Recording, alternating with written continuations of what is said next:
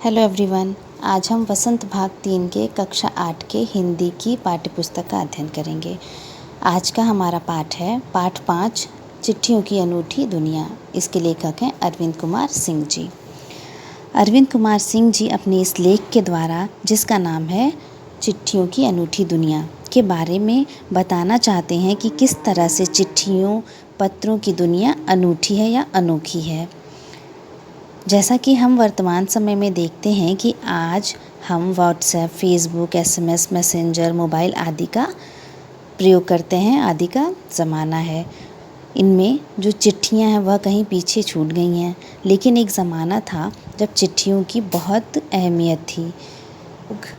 चिट्ठियों का इंतज़ार किया करते थे और अपने अपने प्रियजनों की चिट्ठियों को बहुत ही सहेज करके रखते थे। पुराने समय के लोग अपनी यादों को ताज़ा करने के लिए उन चिट्ठियों को निकाल कर पढ़ लेते थे और ये बहुत ही सरल रहता था। इस पाठ में भी लेखक ने चिट्ठियों की महत्ता के बारे में बताया है कि किस तरीके से चिट्ठियाँ का हमारे जीवन में क्या महत्व था पुराने ज़माने में। आज हम बहुत सारे आधुनिक चीज़ों का इस्तेमाल करते हैं, परंतु जो संतोष, जो संदेश पत्रों के द्वारा प्राप्त होता था वो अब नहीं प्राप्त होता है। शुरू करते हैं। पत्रों की दुनिया भी अजीबोगरीब है और उसकी उपयोगिता हमेशा से बनी रहती है। पत्र जो काम कर सकते हैं वह संचार का आधुनिकतम साधन नहीं कर सकता है। पत्र जैसा संतोष फ़ोन या एसएमएस का संदेश कहाँ दे सकता है। पत्र एक नया सिलसिला शुरू करते हैं और राजनीतिक, साहित्य तथा कला के क्षेत्र में तमाम विवाद और नई घटनाओं की जड़ भी पत्र ही होते हैं। दुनिया का तमाम साहित्य पत्रों पर केंद्रित है और मानव सभ्यता के विकास में इन पत्रों ने अनूठी भूमिका निभाई है। लेखक कहते हैं कि यह जो हमारा समाज है, यह जो हमारी कल्चर है, उसमें जो है पत्रों का बहुत ही महत्व है कि किस तरीके से जो है पत्र जो है हमारे सांस्कृतिक, साहित्यिक, राजनीतिक भूमिका में अपना महत्व प्रदान करते हैं। पत्रों का भाव सब जगह एक सा है, भले ही उसका नाम अलग अलग हो। पत्र को उर्दू में खत, संस्कृत में पत्र, कन्नड़ में कागज, तेलुगु में उत्तरम, जाबू और लेख तथा तमिल में कड़ित कहा जाता है। लेखक कहते हैं कि यह जो पत्र हैं वो उनका नाम भले ही अलग अलग हो, उन्हीं के अलग अलग नामों से पुकारा जाता हो, परंतु उनका भाव एक ही होता है। पत्र यादों को सहेज कर रखते हैं, इसमें किसी को कोई संदेह नहीं। हर एक की कहानी पत्र लेखन कला है और हर एक के पत्रों का अपना दायरा। दुनिया भर में रोज़ करोड़ों पत्र एक दूसरे को तलाशते तमाम। अर्थात कि लेखक कहते हैं कि यह जो पत्र है उसके द्वारा हमारी सांस्कृतिक और मानव सभ्यता का विकास, राजनीतिक, साहित्यिक, कला के क्षेत्र में जो भी नया कार्य होता है या जो भी वो कार्य आगे बढ़ता है वो पत्रों के द्वारा ही होता है। इसी पत्र को हम उर्दू में खत कह लेते हैं, संस्कृत में पत्र और कन्नड़ में कागज, तेलुगु में उत्तरम और जाबू और लेख भी कहा जाता है।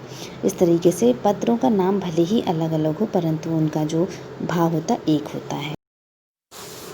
ठिकानों तक पहुंचते हैं। भारत में ही रोज़ 4.5 करोड़ चिट्ठियां डाक में डाली जाती हैं, जो साबित करती हैं कि पत्र कितनी अहमियत रखते हैं।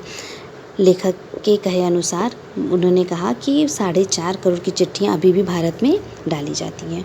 पंडित जवाहरलाल नेहरू ने 1953 में सही ही कहा था कि हज़ारों सालों तक संचार का साधन केवल हरकारी रनर्स या फिर तेज़ घोड़े रहे हैं। पहिए आए हैं, पर रेलवे और तार से भारी बदलाव आया है।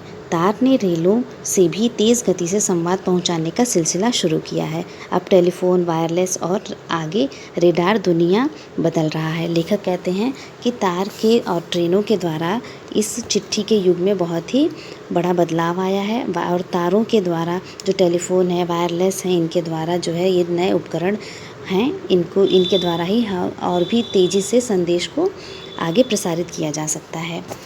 पिछली शताब्दी में पत्र लेखन ने एक कला का रूप ले लिया। डाक व्यवस्था ने सुधार के साथ पत्रों को सही दिशा देने के लिए विशेष प्रयास किए गए। पत्र संस्कृति विकसित करने के लिए स्कूली पाठ्यक्रमों में पत्र लेखन का विषय भी शामिल किया गया। भारत ही नहीं, दुनिया के कई देशों में ये प्रयास चले और विश्व डाक संघ ने अपनी ओर से काफ़ी प्रयास किए। विश्व डाक संघ की ओर से 16 वर्ष से कम आयु वर्ग के बच्चों के लिए पत्र लेखन प्रतियोगिताएं आयोजित करने का सिलसिला सन 1972 से शुरू हुआ।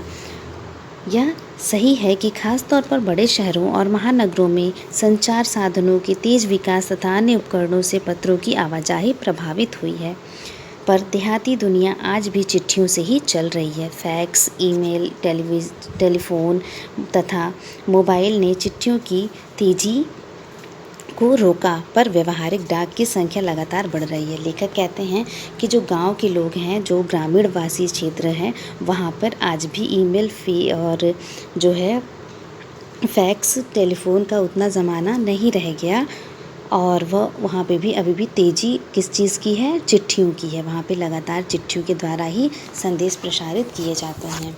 आज के लिए इतना ही। आज का शब्दार्थ देख लेते हैं। अजीबोगरीब यानी अनोखा, एसएमएस लघु संदेश सेवा, सिलसिला आरंभ होना यानी रास्ता खुलना, अहमियत यानी महत्व, हरकारा यानी दूत, डाकिया या संदेश पहुंचाने वाला, आवाजाही यानी आना जाना, तह अर्थात गहराई, प्रशस्ति प्रशंसा पत्र, मुस्तैद यानी तत्पर, दस्तावेज यानी प्रमाण संबंधी कागजात, प्रमाण पत्र, गुडविल यानी सुनाम, अच्छी छवि, हैसियत यानी कि दर्जा, आलिशान शानदार, ढाड़ी माने अस्थायी निवास यानी कि कच्चे मकानों की बस्ती जो गांव से कुछ दूर बनी होती है। यह शब्दार्थ आपको अपनी कॉपी में नोट करना है और याद करना है। इसी के साथ आज का हमारा जो होमवर्क है, वह होमवर्क है आपका प्रश्न संख्या 1 और 2। प्रश्न संख्या पहला, पत्र जैसा संतोष फ़ोन या एसएमएस का संदेश क्यों नहीं दे सकता। दूसरा, पत्र को खत, कागज, उत्तरम, जाबू, लेख, कड़ित, पाती, चिट्ठी इत्यादि कहा जाता है। इन शब्दों से संबंधित भाषाओं के नाम बताइए।